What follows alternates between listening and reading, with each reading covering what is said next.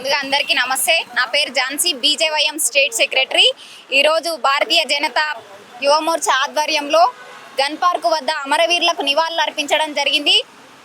నివాళులు అర్పించడానికి ఒక ముఖ్య ఉద్దేశం ఏంటంటే, నేడు తెలంగాణ రాష్ట్రంలో నిరుద్యోగులకు ఉద్యోగ నియామకాలు చేపట్టక, విద్యార్థులకు స్కాలర్షిప్స్, ఫీజు రీఎంబర్స్మెంట్ లేక ఈరోజు ఫీజుల ఒకవైపు చూసుకుంటే ఫీజుల దోపిడీ, ఇలా పైసలు ఉన్నోడికే చదువులు అనే విధంగా ఇవాళ ఫీజులు దండుకుంటున్న కమిషన్లకు అమ్ముడు అయినటువంటి రేవంత్ రెడ్డి కాంగ్రెస్ ప్రభుత్వం ఇటువైపు స్కాలర్షిప్స్, ఫీజు రీఎంబర్స్మెంట్ ఇవ్వకుండా దాదాపు 10,000 కోట్లు ఈరోజు పెండింగ్లో ఉంటే కనీసం దాని గురించి ప్రస్తావన కాదు కదా.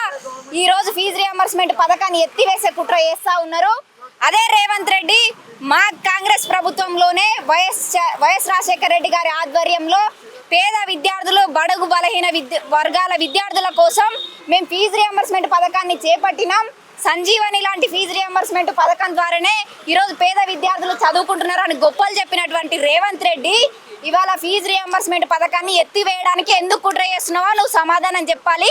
ఫీజు రీఎంబర్స్మెంట్ అనేది మీ అయ్యే సొత్తు కాదు, అది విద్యార్థుల యొక్క హక్కు. కాబట్టి విద్యార్థుల జోలికి వస్తే కేసీఆర్కు పట్టిన గతే రేవంత్ రెడ్డికి పడుతుంది. అదేవిధంగా ఉద్యోగ నియామకాల విషయానికి వస్తే చిక్కడపల్లి లైబ్రరీకో, అదేవిధంగా హైదరాబాద్ నుంచి గ్రామాల వరకు, గల్లీ నుంచి ఢిల్లీ నాయకులు అందరూ వచ్చి అబద్ధపు మోసపూరిత హామీలు ఇచ్చినటువంటి కాంగ్రెస్ ప్రభుత్వం యొక్క నాయకులు ఈరోజు ఎక్కడ పోయిరని చెప్పేసి ప్రశ్నిస్తూ ఉన్నా. యూత్ డిక్లరేషన్ ఏమైంది? నిరుద్యోగ భృతి ఏమైంది?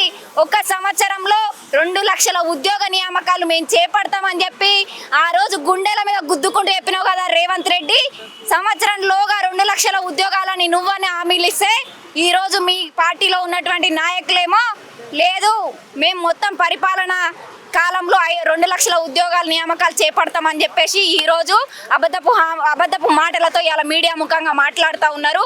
ఏమైనా అంటే లేదు, మేము సంవత్సరంలో 2 లక్షల ఉద్యోగాలు ఇచ్చినాం అంటున్నావు కదా.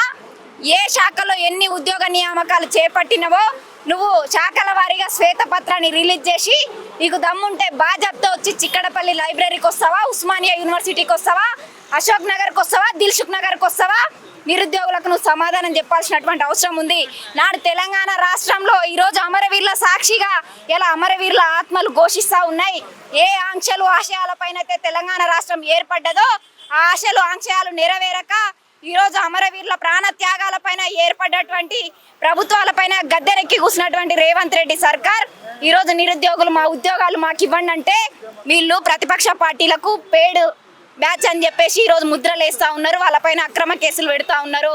ఖబర్దార్ రేవంత్ రెడ్డి, నిరుద్యోగ విద్యార్థి నేతలకు అందరికీ కూడా న్యాయం జరిగే వరకు బీజేవైఎం అండగా ఉంటుంది.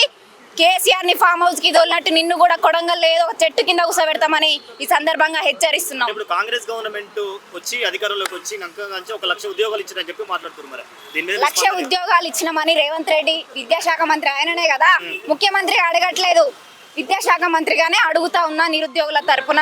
ఈరోజు 1 లక్ష ఉద్యోగాలు ఇచ్చినా అంటున్నావు కదా, ఆ 1 లక్ష ఉద్యోగాలు ఏ శాఖలో ఎన్ని నియామకాలు చేపట్టిరో మీరు శ్వేతపత్రం విడుదల చేయండి. ఇలా విద్యాశాఖ మంత్రిని కలవడానికి ఎవరికి కూడా ఆయన సమయం ఇవ్వరు. కాబట్టి మీ మంత్రివర్గం వస్తుందా, మీరు వస్తారా, ఎక్కడ శ్వేతపత్రం రిలీజ్ చేస్తారో మీరు చెప్తే నిరుద్యోగులు అందరూ కూడా బాజాబ్తా మీ దగ్గరకు వస్తారు, ప్రశ్నిస్తారు. ఆ రోజు ఏ విధంగా అయితే నిరుద్యోగ విద్యార్థులకి బీఆర్ఎస్ ప్రభుత్వంలో అన్యాయం జరిగింది, మీరందరూ నాయకత్వం వహించి మీ కుటుంబ సభ్యులందరూ ఓట్లు మాకు వేయించి మమ్మల్ని గద్దెనెక్కియండి, మీ ప్రాబ్లమ్స్ అన్ని మేము తీరుస్తామని చెప్పినావు కదా. ఇవాళ ఎక్కడ పోయినాయి? ఈరోజు అధికారం మదమెక్కి మాట్లాడుతూ ఉన్నారా? ఆ రోజు మీకోసం పనిచేస్తేనేమో నిరుద్యోగులు ఆ రోజేమో నిరుద్యోగులు ఈ రోజు వాళ్ళ ఉద్యోగాల కోసం ప్రశ్నిస్తే ప్రతిపక్ష పార్టీలకు పేడు బ్యాచ్ లాగా కనిపిస్తున్నారా? ఖబర్దార్ రేవంత్ రెడ్డి, విద్యార్థి నిరుద్యోగులతో పెట్టుకున్న ఏ నాయకుడు కానీ ఏ ప్రభుత్వం కానీ చరిత్రలో బాగుపడ్డట్టు చరిత్రలో లేదు. ఖచ్చితంగా ఈ యొక్క రాజకీయ పార్టీలను మీ అధికారాన్ని బొందబెట్టడానికి సిద్ధమవుతాం. తెలంగాణలో బీజేపీ వచ్చే అవకాశం ఉందా? ఖచ్చితంగా రానున్న రోజుల్లో వచ్చేది బీజేపీ ప్రభుత్వమే. గత తెలంగాణ రాష్ట్రం ఏర్పడ్డప్పటి నుంచి చూసుకుంటే బీఆర్ఎస్ ప్రభుత్వం 2 విడతల్లో కూడా ఎక్కడ కూడా పేదలకు కానీ విద్యార్థి నిరుద్యోగులకు కానీ చేసింది ఏం లేదు. కాబట్టి తెలంగాణ ప్రభుత్వాన్ని నమ్మి మోసపోయి ఈరోజు అధికారంలోకి తీసుకొస్తే వాళ్ళు చేసింది కూడా ఏం లేదు. ఖచ్చితంగా విద్యార్థి నిరుద్యోగులు అందరూ కూడా బీజేపీ పార్టీకి అనుకూలంగా ఉన్నారు. రాబోయే రోజుల్లో ఖచ్చితంగా అధికారాన్ని అప్పజెప్తారు. వాళ్ళ తెలంగాణ సాధించుకున్న ఆశలు ఆంక్షయాలు నెరవేర్చే దిశగా నడిపిస్తారని ఈ సందర్భంగా తెలియజేస్తున్నారు. బీజేపీ ప్రభుత్వం డీలిమిటేషన్ పేరుతోని మహిళా బిల్లుకు లింకు పెట్టి మహిళలను మోసం చేసిండ్రు అనేటువంటిది ప్రధాన విమర్శ. ఏం చెప్తారు? ఈరోజు వీళ్ళ కాంగ్రెస్ పార్టీలకు ఉన్న పని ఏంటంటే విమర్శించడమే పనిగా పెట్టుకున్నారు. ఏమైనా అంటే ఈరోజు మహిళా రిజర్వేషన్ బిల్లు తీసుకొస్తే ఎక్కడ బీజేపీ ప్రభుత్వానికి ఎక్కడ మంచి పేరు వస్తుందో, ఎక్కడ మళ్ళీ మేము అధికారంలోకి రాకుండా కనుమరుగైపోతామనే ఒక కుట్రతో ఈ విధంగా వీళ్ళు ఇచ్చినటువంటి హామీలు నెరవేర్చడం చేత కాదు, కానీ ఈ విధంగా విమర్శలు చేయడం అనేది కాదు.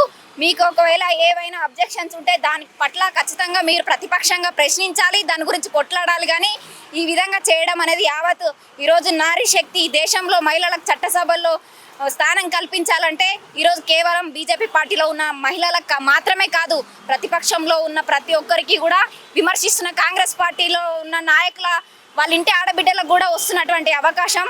దీన్ని ఈ విధంగా విమర్శిస్తే అది వాళ్ళ అభ్యంతరానికే వదిలేస్తున్నారు. తెలంగాణ ప్రభుత్వంలో మహిళలందరినీ కోటీశ్వర్లను చేస్తామని ముఖ్యమంత్రి చెప్తున్నాడు. ఆల్రెడీ కొంతమందిని చేసినామని కూడా చెప్తున్నాడు. ఇంకో 10 ఏళ్ళు సీఎం కూడా మాట్లాడుతున్నారు. ప్రత్యామ్నాయ పార్టీ ఎందుకు మాకు తెలంగాణలో అని వాళ్ళు మాట్లాడుతున్నారు.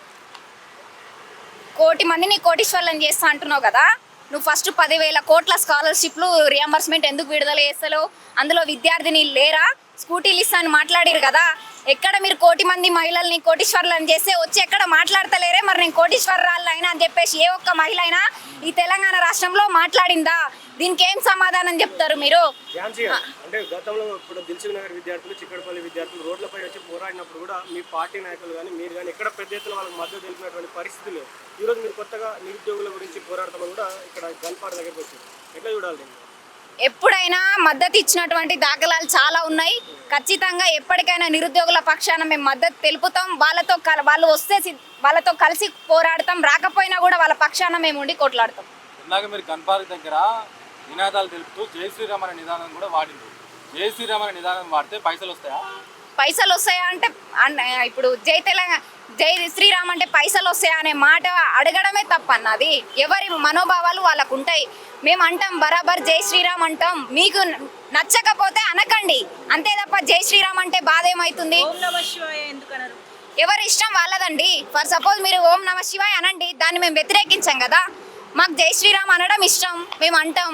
మీరు ఓం నమ శివాయ అనండి, ఇంకేమైనా అనండి. 30 కోట్ల దేవతలు ఉన్నారు, మీరు ఏ నినాదం తీసుకున్నా అది మీ వ్యక్తిగతానికి వదిలేస్తాం తప్ప ఇతరుల మనోభావాలను దెబ్బతీసే విధంగా ఒక దేవాదాయ శాఖ మంత్రిగా ఉన్నటువంటి కొండా సురేఖ చేసినటువంటి విమర్శ అనేది కరెక్ట్ కాదు. బీజేపీ మహిళా నాయకులందరికీ ఏం చెప్పదలుచుకున్నారు? బీజేపీ మహిళా నాయకులందరికీ కూడా మహిళలు పురుషులు అనే తేడా ఏం లేదు. రాజకీయ రణరంగంలో అందరూ సమానమే. అందరం కూడా ఏ సమస్య ఉన్నా కలిసికట్టుగా ముందుండి కొట్లాడాలనేదే నా ఉద్దేశం. Okay, thank you.